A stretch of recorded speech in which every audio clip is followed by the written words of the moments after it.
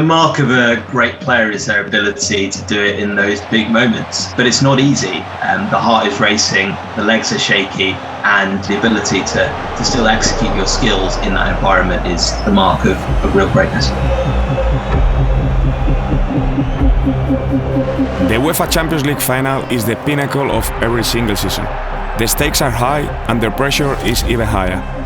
To raise the trophy, a team must have players in different positions who can handle that pressure in the defining moments of the competition.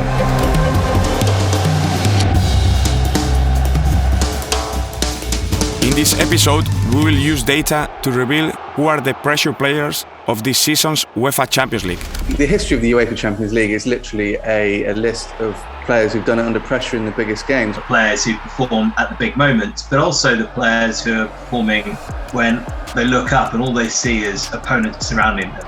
Those players that they know to deal with the pressure, in difficult moments when they ask to get the ball and they know what to do with the ball. Well, the UEFA Champions League is the ultimate pressure cooker, and you really find out who you can rely on.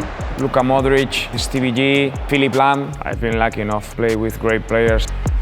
They get even better in difficult situations, and those are the players that, as a teammate or as a manager, you want to have in your team. It's those players that go down in the annals of time because they're able to make a difference at the biggest moments. There is not more pressure action or scenario than taking a penalty. And the one moment that really comes to mind is when Ronaldo had to do this in 2018 for Real Madrid against Juventus.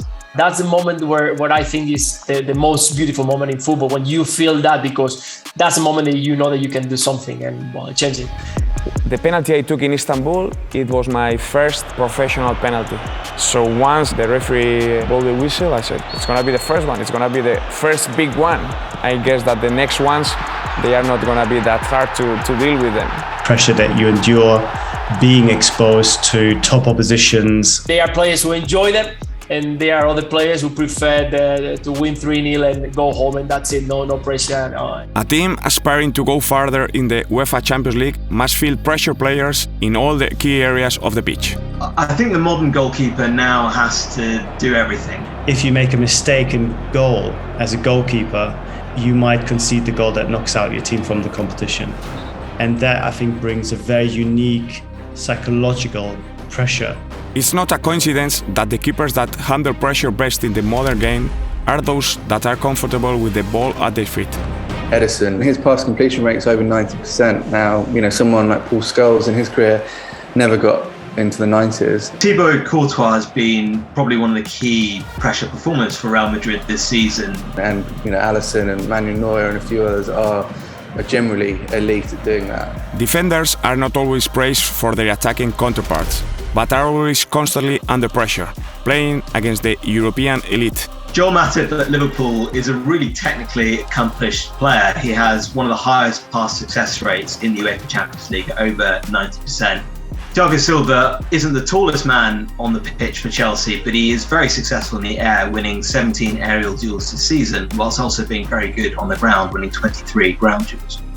Juan Foyth has had an excellent season for Villarreal, making the most tackles and most duels of centre-backs in the UEFA Champions League this season. When you have a player like this that is so competitive, you want to use it. It doesn't matter if he's on the right back, he's in centre-back, he puts every single player under pressure. We've seen this season alone what big players can do and what a difference they make. I'm thinking of Dani Parejo, I'm thinking of Karim Benzema. And straight away, one of the names, of course, it has to be Modric. I loved playing with him because he could do everything. He could run with the ball, he could pass, he could wait, he could run to the space, he could shoot.